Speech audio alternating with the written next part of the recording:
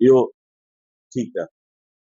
इहो हींअर असां मुशावरत कई कमेटी जे मेंबरनि असां सभिनी गॾिजी, इन मां असां काफ़ी क़दुरु सेटिस्फाई आहियूं। पर असांजो हिकिड़ो सुवाल इहो आहे, जॾहिं असां वटि 19 करोड़ रुपया बचत कया आहिनि, ॿिया बि असांखे पैसा मिलंदा, उनजे बावजूदि अमरकोट शहर में बजट हूंदे सूंदे एतिरो माण्हुनि खे परेशान छो पियो कयो वञे? जॾहिं एतिरा पैसा पिया आहिनि, पाण वाटर सप्लाई लाइ जनरेटर रखी सघूं था, हुनजो जेकॾहिं पंहिंजो बि न वठी सघे पंहिंजी काउंसल, त हुनजो किरायो 4,000 रुपया आहे। जेकॾहिं पाण हुनमें डीज़ल ॿियो 10 लख 8-10 लख रुपया महीने जो ख़र्चो ईंदो। जेकॾहिं पाण खां लाइट जो को इशू आहे, पाणी जे लाइ जॾहिं चऊं था भई लाइट जो इशू आहे, हिमताला ते कोन्हे, खरवा ते कोन्हे, मुख़्तलिफ़ साइडनि ते लाइट ऐं इहो कोन्हे को शहर जे लाइ तालाब भरण लाइ पाणी जे खरवा ते कोई इशू अचे थो या को हिमताला ते इशू अचे थो त पाणी मिले। एतिरी बजट हूंदे पाण चऊं था पाणी मिले, शहर में कमकार थियनि।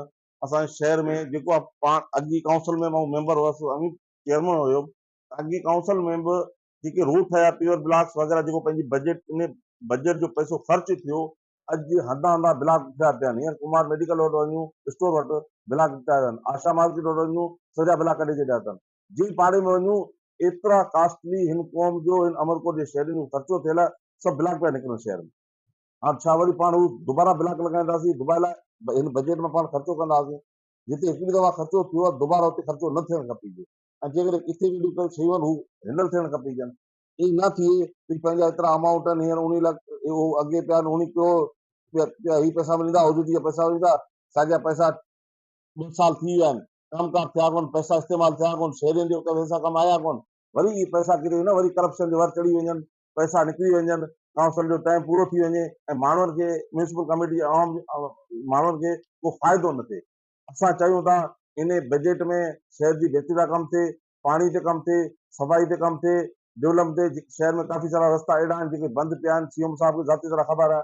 मुख़्तलिफ़ घिटियुनि जी हालत आहे, हीअं पंहिंजो ओल्ड पावर हाउस आहे, हीउ सॼो रस्तो तबाह थियो पियो आहे। डीसी हाउस जे साम्हूं रस्तो आहे, सॼो तबाह थियो पियो आहे। जेके रस्ता आहिनि तबाह थी पिया आहिनि। जेके अलीबंदा जो बंगलो आहे, हुनजे अॻे सॼो रस्तो तबाह थियो पियो आहे। शहर में जेके मेन रस्ता आहिनि, हुतां हाणे काफ़ी सारा मसइला आहिनि। असीं चाहियूं था जिते ख़र्च थी वियो आहे हुनखे मैनेज कयो वञे, बक़ाया बजट जो महीनो सफ़ा नमूने खां इस्तेमालु कयो वञे। इहे पैसा इन अमरकोट लाइ बिल्कुलु ख़र्च थियनि ऐं बिल्कुलु सफ़ा तरीक़े सां, ऐं ईअं न ही पैसा अॻिते गॾु थी पंहिंजे अमरकोट जे कमु न अचनि, शहरियुनि जे कमु न अचनि, ही कीअं करप्शन जे वर चढ़ी वञनि। मुंहिंजी गुज़ारिश आहे, जल्द सां जल्द हिन पैसनि जा जेके डेवलपमेंट जा पैसा आहिनि, हिन जा टेंडर करायो, वार्ड वाइज़ ही पैसा ॾेई, जंहिं वार्ड में जिते जिते को मसइला आहिनि बिल्कुलु उहे हल कया वञनि। ऐं शहर में स्ट्रीट लाइट जो मसइलो आहे, पाणी जो आहे, हेल्थ जेके बि इशू आहिनि, पंहिंजी एमसी खां जेके बुटे लॻनि, उनखे जल्द सां जल्द हल कयो वञे। महिरबानी।